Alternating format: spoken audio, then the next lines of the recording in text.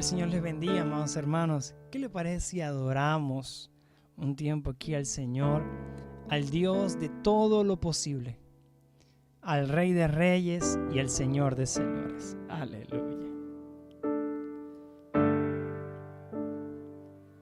Nada es imposible para Dios. Todo es posible al que cree. Hoy las montañas por la fe se moverán por su poder. Él es Jesús, quien venció en la cruz. Fue quien cargó y llevó nuestro dolor. Jesús resucitó y por su sangre, sus heridas nos sanó. Nada es imposible para Dios. Todo es posible al que cree. Hoy las montañas por la fe se moverán por su poder. Díselo conmigo, aleluya. Él es Jesús, quien venció en la cruz. Fue el quien cargó y llevó nuestro dolor. Jesús resucitó y por su sangre, sus heridas nos sanó. Nada es imposible para Dios. Todo es posible al que cree. Hoy las montañas por la fe se moverán por tu poder. Nada es imposible para Dios. Todo es posible al que cree.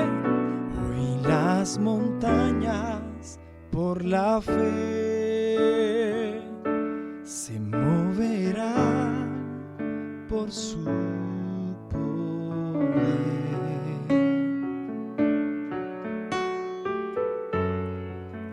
Se moverán por su poder las montañas. Aleluya. Jesús, yo sé que estás aquí.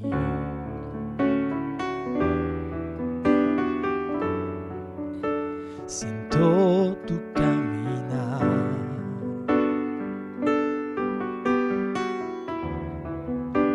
Te mueves entre el pueblo. Trayendo sanidad.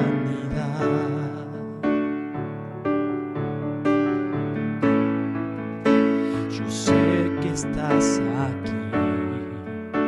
Aleluya, decláralo conmigo. Siento tu caminar.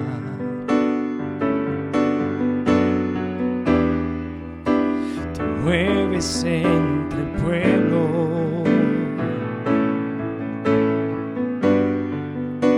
Trayendo sanidad. Con mi fe te alcanzaré. Con mi fe te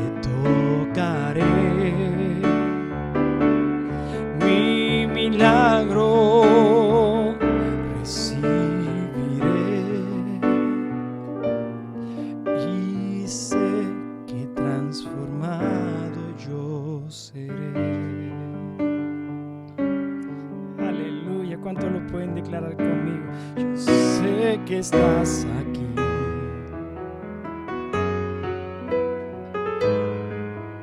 Siento tu caminar.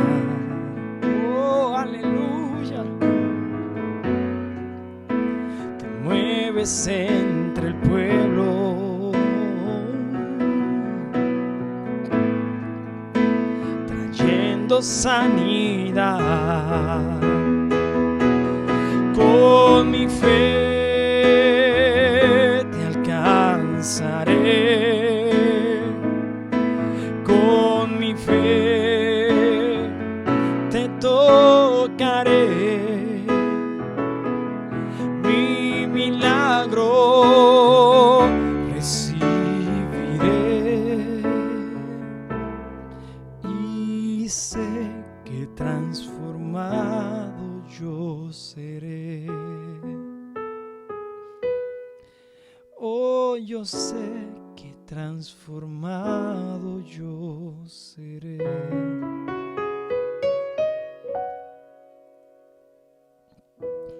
Soberano Dios, Dios omnipotente, Rey de reyes, a ti sea el honor, el imperio y la alabanza, desde ahora y para siempre, por los siglos de los siglos. Exaltado seas tú, coronado seas tú, Señor Jesús.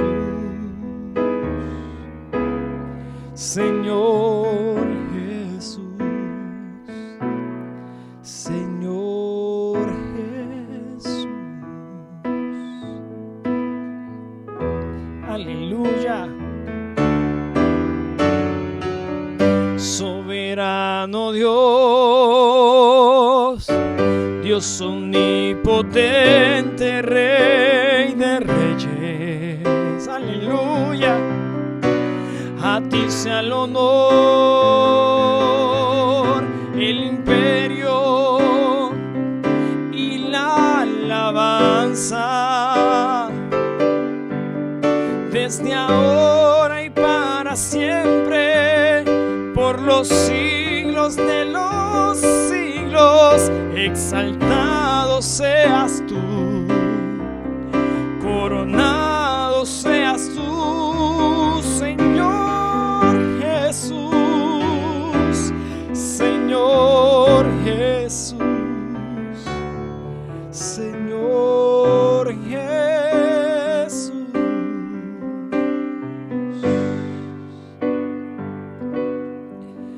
Desde ahora y para siempre, por los siglos de los siglos, exaltado seas tú, coronado seas tú, Señor Jesús, Señor Jesús, Señor Jesús.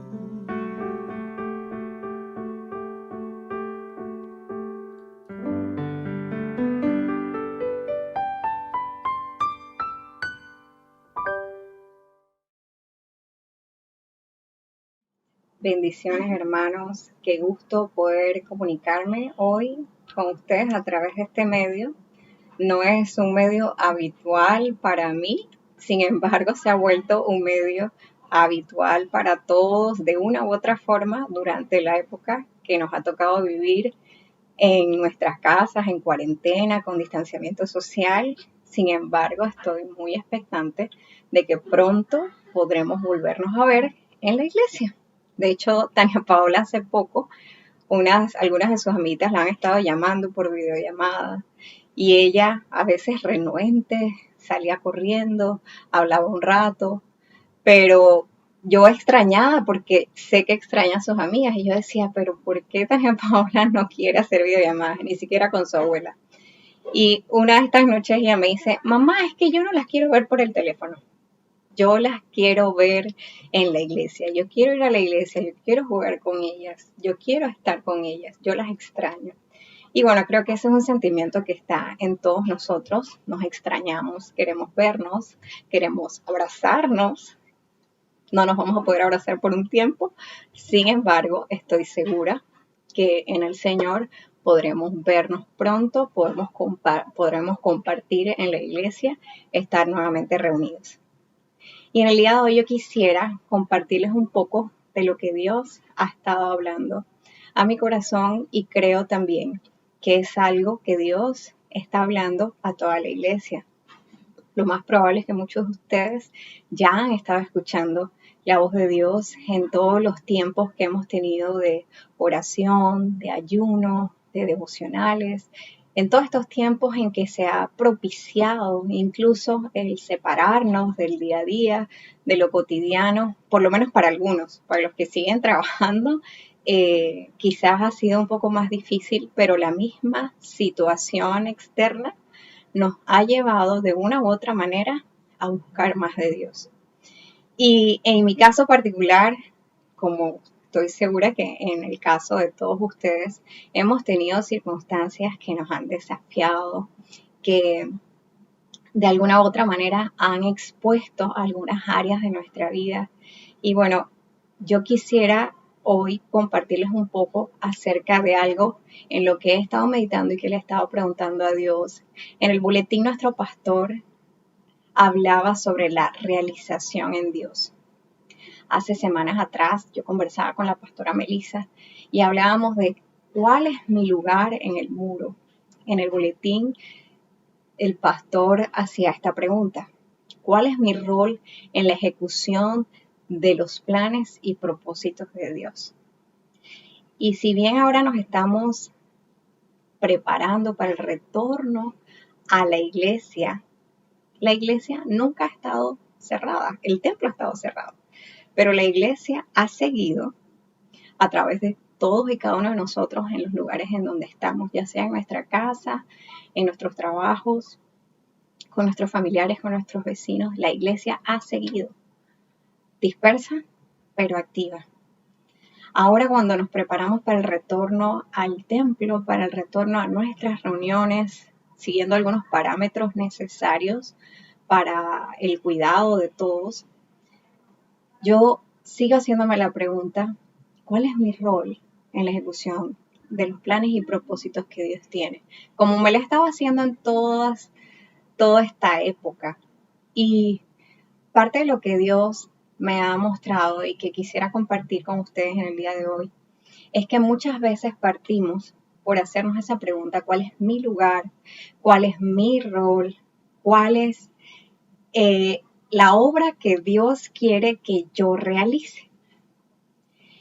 Y creo que por lo menos lo que Dios me ha estado mostrando es que ese enfoque es equivocado. Aun cuando la pregunta es legítima y es buena, ¿cuál es mi rol en la ejecución de sus planes y propósitos? A veces nada más la proyectamos en ese primer plano. ¿Cuál es mi rol? ¿Cuál es mi lugar? Y dejamos o perdemos de vista que ese rol, que ese lugar individual tiene que ver con los planes y propósitos de Dios. Y que, como bien el pastor menciona en el boletín, tenemos que empezar, antes de hacer esa pregunta, con otra pregunta, que es: ¿qué está haciendo Dios? Dios no está en cuarentena, nunca lo ha estado. Dios no ha dejado de hacer su obra en nosotros y a través de nosotros. Y yo quisiera traerles un pasaje que para mí responde la pregunta: ¿qué está haciendo Dios? Cuando el Señor a mí me llamó al ministerio, recuerdo que trajo ese pasaje a mi mente en oración, que está en Lucas capítulo 4, versículo del 17 al 20, cuando Jesús, al iniciar su ministerio público, está en la sinagoga y abre el libro del profeta Isaías y lee: el Espíritu del Señor está sobre mí, por cuanto me ha ungido para dar buenas nuevas a los pobres. Me ha enviado a sanar a los quebrantados de corazón, a pregonar libertad a los cautivos y vista a los ciegos, a poner en libertad a los oprimidos, a predicar el año agradable del Señor. Este pasaje es un pasaje icónico que marca lo que sería el ministerio de Cristo. De hecho, nosotros al leer los evangelios podemos darnos cuenta que Jesús estuvo predicando el reino de Dios, dando las buenas nuevas de salvación. Jesús estuvo liberando a muchos cautivos, a muchos endemoniados. Jesús estuvo sanando a muchos enfermos, incluso devolviendo vista a los ciegos. Pero en uno de estos milagros que Jesús hace en su ministerio, cuando se acercan sus discípulos en Juan capítulo 5 versículo 17, Jesús hace una declaración que quiero que ustedes le presten atención. Dice que Jesús les respondió: mi Padre hasta ahora trabaja y yo trabajo. Y si vamos más adelante en la Biblia, vemos muchas veces que Jesús en los evangelios hizo referencia a que todo lo que el Padre hacía era lo que Él estaba haciendo. Lo que Él veía al Padre hacer era lo que Él hacía. Entonces, ¿qué está haciendo Dios? Nuestra brújula, nuestra guía es Cristo. Cristo en sus días en la tierra siempre estuvo haciendo lo que veía que el Padre hacía. Ese es el ministerio de Cristo. Si nosotros nos detenemos a leer ese pasaje y a meditar en él, Lucas 4, 17 al 20, vemos que Cristo fue ungido y fue enviado para dar buenas nuevas, sanar, pregonar libertad, pregonar vista, poner en libertad y predicar. 6 cosas que Cristo fue ungido y enviado para hacer. Y en esta época en especial, con tanta necesidad y con circunstancias tan adversas en distintos planos, definitivamente que es una época muy relevante y muy importante para que la Iglesia de Cristo se active a dar buenas nuevas, a sanar, a pregonar libertad, a pregonar vista, a poner en libertad y a predicar el Evangelio. Sin embargo, yo quisiera compartirles algo más que Dios llamó mi atención.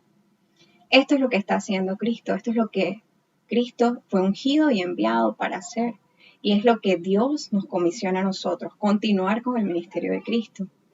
Pero hay veces que antes de arrojarnos al hacer, debemos también preguntarnos, ¿para qué lo hacemos?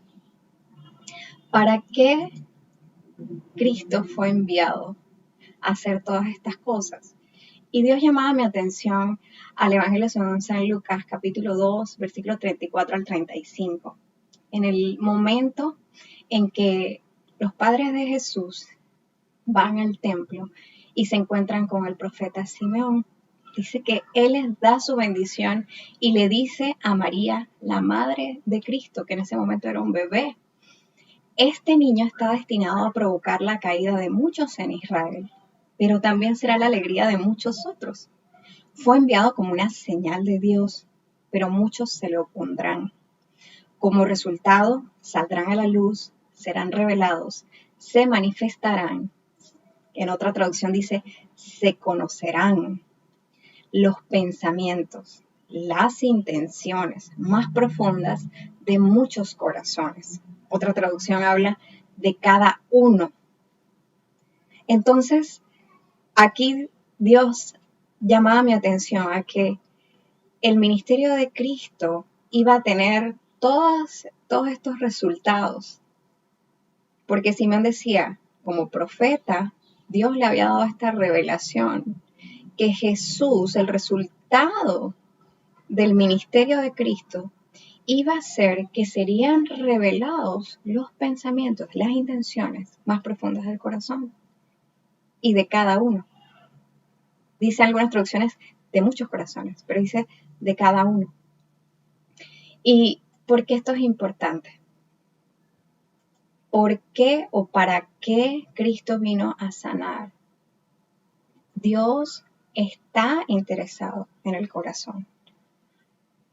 Siempre debemos, al acercarnos al ministerio, al rol que Dios nos ha llamado a cumplir dentro de su cuerpo, tenemos que pensar no solamente en cuál es mi lugar, sino tenemos que pensar, como dije al principio, primero, ¿qué está haciendo Dios? ¿Para qué lo está haciendo? Pero también tenemos que hacernos una pregunta, ¿por quiénes lo está haciendo? En el Evangelio de Lucas, capítulo 4, versículo 17 al 20, que leímos al inicio, sabemos que Jesús vino a dar buenas nuevas, pero ¿a quiénes? A los pobres. Vino a sanar, ¿a quiénes? A los quebrantados de corazón. A pregonar libertad, ¿a quiénes? A los que estaban cautivos. Pregonar vista, a los ciegos. Poner en libertad a los oprimidos. A predicar que el año agradable del Señor. Entonces, todo esto resulta muy familiar quizás para muchos de nosotros. Sin embargo, nuestro ojo siempre ve la necesidad quizás a nuestro alrededor, en nuestros hermanos o en aquellos que aún no han recibido a Cristo. Pero quisiera que fueran conmigo a un pasaje del Antiguo Testamento en Deuteronomio capítulo 8, versículo 2. Como les dije, cuando Simeón dio esa palabra a María, dijo que las intenciones de muchos corazones serían revelados. Cuando Dios guía a su pueblo a través de los 40 años en el desierto y el pueblo de Israel está a punto de entrar a la tierra prometida, Moisés les da esta palabra y les dice, y te acordarás de todo el camino por donde te ha traído Jehová tu Dios estos 40 años en el desierto, para afligirte, para probarte, para saber lo que había en tu corazón. En otro pasaje, en Mateo 13:15, voy a leerles la Nueva Traducción Viviente, dice así la palabra de Dios, pues el corazón de este pueblo está endurecido y sus oídos no pueden oír y han cerrado sus ojos. Así que sus ojos no pueden ver y sus oídos no pueden oír y su corazón no puede entender y no pueden volver a mí para que yo los sane. A Dios le interesa lo que hay en el corazón. ¿De quiénes? De su pueblo. Casi siempre cuando vemos el ministerio, primero pensamos en nuestro rol. ¿Cuál es nuestro rol para con otros? Pero el ministerio de Cristo está para edificar a su iglesia y para ganar a los inconversos y hacerlos parte de su iglesia. Y yo veo que esta intención del ministerio de Cristo, cuando el profeta Simeón decía, para revelar las intenciones del corazón, para revelar lo que hay en su corazón. Para eso el pueblo de Israel fue probado en el desierto por 40 años, para probar, para saber lo que había en su corazón. Y esta declaración que se hace en el Nuevo Testamento, que dice, el corazón de este pueblo, ¿de qué pueblo? El pueblo de Israel, el pueblo de Dios, se ha endurecido. Sus oídos no pueden oír y sus ojos no pueden ver y su corazón no puede entender. Entonces, si volvemos nuevamente a quienes está dirigido el ministerio de Cristo, yo creo que nosotros como iglesia debemos reconocer que si bien estamos llamados para ser sal y luz en el mundo, tenemos que reconocer antes que nada nuestra propia condición delante de Dios. ¿Qué hay en nuestro corazón? ¿Qué hay en este momento en tu corazón? Cuando hay presión externa, cuando hay circunstancias como las presentes que se salen de nuestro control, pero que ejercen presión sobre nosotros, ¿cuál es el resultado? ¿Qué es lo que aflora de nosotros? Eso es una respuesta que solamente usted puede darse y de seguro Dios también le puede dar. Si nosotros presionamos en una prensa las uvas, sale vino. Si nosotros agarramos una sábila y la presionamos, sale una savia que sirve para sanar. Si presionamos especies aromáticas, vamos a recibir aromas. El vino trae gozo. La sábila trae sanidad. Las especies aromáticas traen esos aromas que son para beneficio de todos aquellos que en un momento pueden oler su perfume. Pero hagámonos la pregunta, toda esta situación que ha salido de nuestro control y que nos ha puesto a prueba, que nos ha presionado de una u otra manera, ¿qué ha producido en nosotros? ¿Olor grato a Cristo? ¿O ha salido algo más? A Dios le interesa lo que hay en el corazón de su pueblo. ¿Y por qué es tan importante que se manifieste lo que hay en el corazón? Que salga a la luz lo que hay en el corazón. Porque podemos ser engañados. Sí, usted y yo, todos podemos ser engañados. En Jeremías 17:9 dice, engañoso es el corazón más que todas las cosas y perverso. ¿Quién lo conocerá? Yo, Jehová, que escudriño la mente y que pruebo el corazón. Yo creo que en medio de toda esta situación, Dios está probando nuestros corazones, para ver qué hay en ellos. Proverbios 21:2 dice, todo camino del hombre es recto en su propia opinión, pero Jehová pesa los corazones. Lucas 16:15 dice, a ustedes, dirigiéndose a los fariseos, les encanta aparecer como personas rectas en público, pero Dios conoce el corazón. Lo que este mundo honra es detestable a los ojos de Dios.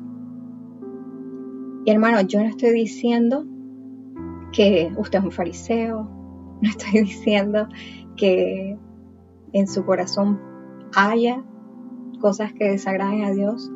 Yo no lo puedo saber, solo Dios, el que pesa los corazones. Nosotros tenemos que tener tanto cuidado en los juicios que emitimos, porque nuestro juicio nunca es justo. El único juicio justo es el de Dios. Pero sí estoy segura de algo, y es que el propósito de Dios para su ministerio, para la obra de Cristo, es que lo que hay en el corazón sea revelado, sea bueno o sea malo, pero sea revelado. ¿Pero sea revelado a quién? ¿A Él? No es necesario. Dios ya conoce lo que hay en nuestro corazón. Dios ya conoce lo que hay en tu corazón. Pero ¿para qué debe ser revelado? Para que nosotros mismos nos demos cuenta. Proverbios 4:23 dice, sobre todas las cosas, cuida tu corazón, porque este determina el rumbo de tu vida.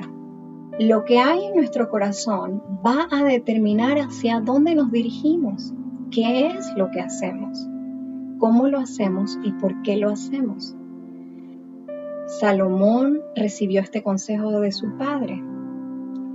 En 1 Crónicas 28:9, David le dice a su hijo Salomón, reconoce al Dios de tu padre y sírvele con corazón perfecto y con ánimo voluntario, porque Jehová escudriña los corazones de todos y entiende todo intento de los pensamientos.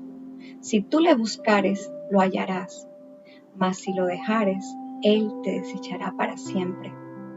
Jeremías 17:10, para dar a cada uno según su camino, según el fruto de sus obras. Por eso es que es tan importante que Dios en este tiempo nos revele a todos lo que verdaderamente hay en nuestro corazón. Porque Dios quiere ver, más bien quiere que nosotros veamos hacia dónde se dirige nuestra vida. Hay esperanza, Hebreos 10:22 nos dice, acerquémonos con corazón sincero, en plena certidumbre de fe. Puede ser que en este tiempo tus reacciones, los pensamientos más profundos de tu corazón hayan sido puestos en evidencia delante de ti. Te hayas sorprendido tú mismo reaccionando de ciertas formas, de ciertas maneras o teniendo ciertos pensamientos. Pero hay esperanza. Si has encontrado en tu corazón algo que no te agrada, más aún, si has encontrado en tu corazón algo que sabes no le agrada a Dios, hay esperanza. Dice la palabra, acerquémonos con corazón sincero, con plena certidumbre de fe, purificados los corazones de mala conciencia y lavados los cuerpos con agua pura. Santiago 4:8 dice, acercaos a Dios y Él se acercará a vosotros. Pecadores, limpiad las manos, y vosotros los de doble ánimo, purificad vuestros corazones. Si Dios quiere exponer lo que hay en nuestro corazón, es para que nosotros nos demos cuenta que muchas veces, antes de poder cumplir el rol en el ministerio de Cristo, debemos recibir esa ministración de parte de su Espíritu. Porque si somos sinceros, somos pobres de espíritu. Si somos sinceros, muchas veces nuestro corazón se ha endurecido de tal manera que necesita ser quebrantado. Y Él vino a sanar a los quebrantados de corazón. Pero es primero necesario que nos demos cuenta de nuestra condición. Muchas veces somos esclavos del que dirán. A veces Dios nos comisiona a hacer algo y no lo hacemos porque tememos el que dirán. Tememos el juicio del hombre. Tememos lo que piensen de nosotros otros, más que obedecer a Dios. Entonces estamos cautivos. No tenemos libertad. A veces el temor se apodera de nosotros de tal manera que no queremos salir de casa por temor a contagiarnos de un virus. Sin embargo, dice la palabra que el perfecto amor de Dios echa fuera todo temor, y lo hemos escuchado muchas veces en distintas prédicas que hemos recibido en este tiempo. A veces somos muy prestos para ver la condición de los que están a nuestro alrededor, pero ignoramos nuestra propia condición, estamos ciegos. Muchas veces estamos oprimidos por culpa, por pecados, por situaciones del pasado sin resolver. Pero este es el año agradable del Señor. Dios está exponiendo delante de nuestros ojos todas estas cosas para que seamos sanados, para que el ministerio de Cristo se cumpla en nosotros. Sí, ya hemos sido salvos, ya hemos recibido el mensaje de salvación, pero Dios quiere enviarnos para hacer lo mismo que Cristo hizo. Y de hecho ya lo está haciendo, ya muchos lo están haciendo, lo estamos haciendo. Pero es necesario que de nosotros fluya esa sanidad prometida para otros, fluya en nosotros. Que en nosotros pueda haber esos ojos que tienen corilio y que podamos ver bien. Todos tenemos un rol en el ministerio de Cristo. Este ministerio no está hecho a nuestra medida.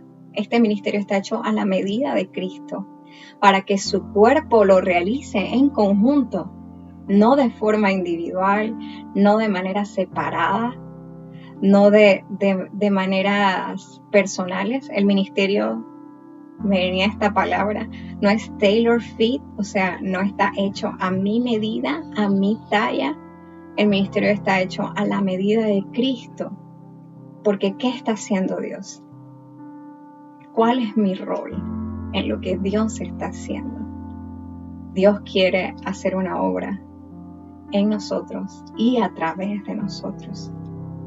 Pero necesitamos tener claridad de lo que hay en nuestro corazón para que seamos vasos útiles, instrumentos útiles en sus manos y podamos reflejar así la luz de Cristo. Dios les bendiga, hermanos.